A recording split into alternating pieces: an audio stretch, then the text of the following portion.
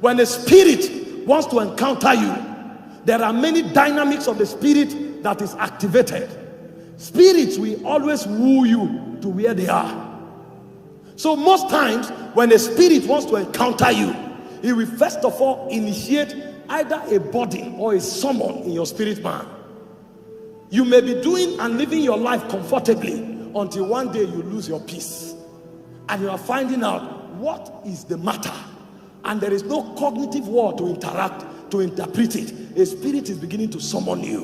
When a generation does not understand the language of bodies, there will be scarcity of encounters. Many are hoping that the Lord will walk into their bedroom and encounter them, but most times God is summoning you from Egypt to Horeb. But the burdens he brings to your spirit, you trivialize them. You wake up in the morning, it looks like you want to eat, and then when you went to touch the food becomes like a sin. You want to eat it, it looks like a sin. There is an encounter at the corridor.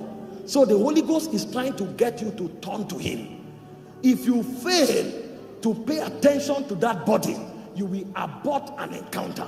Moses was in Egypt doing very well. He was one of the candidates that will become princes or kings to inherit Pharaoh, to succeed Pharaoh. But a day came, all of a sudden, Moses was troubled. Why are the Israelites being malhandled?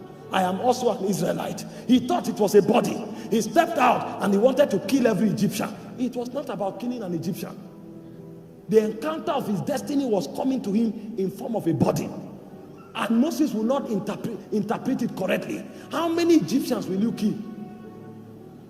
It was not about the Egyptians. It was about the calling that was upon his life. So when God wanted to turn his attention and draw him from Egypt, he put a burden in his heart. In that dissatisfaction, he was supposed to seek God. There are times when you sit down, you become dissatisfied with the state of your family. How come people are struggling to get married? Why we are beautiful? It's not about marriage. An encounter is inviting you. Many times you sit down, why are debts in this family? It's not about the debt. An encounter is inviting you. Many times you are troubled, why is nobody succeeding? Are we not supposed to? Are we not good enough? An encounter is inviting you. When a burden begins to come to your spirit, shut down. That's a man who understands the law of body and begin to entreat the Lord. What are you saying? What are you saying? What are you saying? Not long enough. As you service that body, you will begin to hear sounds. So many other elements that travel to your space with that body will begin to lend themselves to you. And you stood up before. The body was about death. The body was about lack of success. And you started praying. You started praying. After a while, that same body now begins to talk to you in intangible but very cognitive terms. Add fasting to this prayer. And then you added fasting. You don't know what you are doing. You have fasted for 20 days. You don't even know why you are fasting, but the body will not go. And as you are servicing that body in prayer and in fasting, when you read the 30th day, you say add worship. And then you add worship. You didn't know what you were doing. At the end of the day, you are climbing Horeb. It's a 40 days journey. You are climbing, you are not aware. If you continue for a while, you will discover that you will hit a zenith in the spirit. And one day, the same prayers you have been praying, the same fasting you have been fasting, while you are yet fasting, you will encounter the Father and he will begin to speak to you. And that day the Father will let you know the death was an excuse to bring you to the mountain of encounter.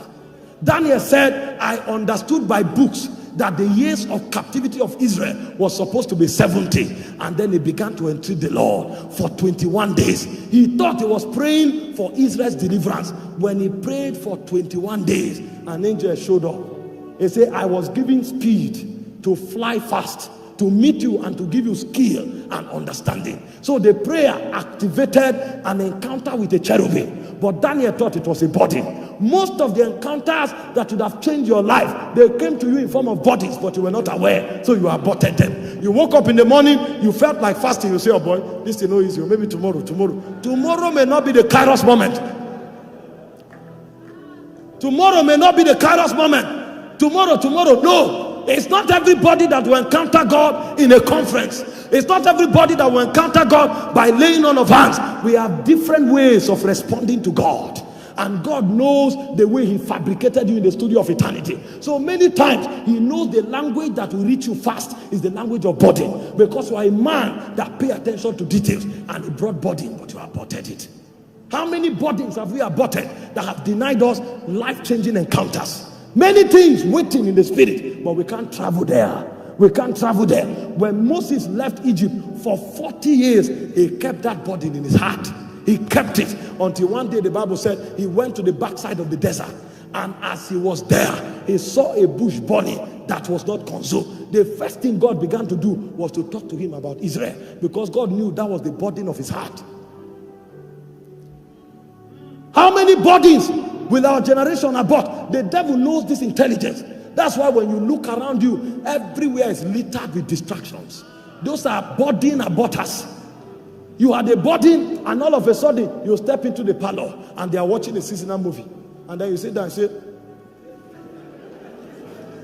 after a while you say, wait, you now sit. After a while you now bring your pillow and lie down. You didn't know that that was a clinical abortion taking place. When you finish watching that seasonal movie, you will stand up, and the burden you carried from the bedroom, you can't find it anymore. You will go back to your religious prayer, Shabba, Shabba, Shabba, Shabba. You will do Shabba, Shabba, Shabba for another 3 years, because you lost a Kairos moment.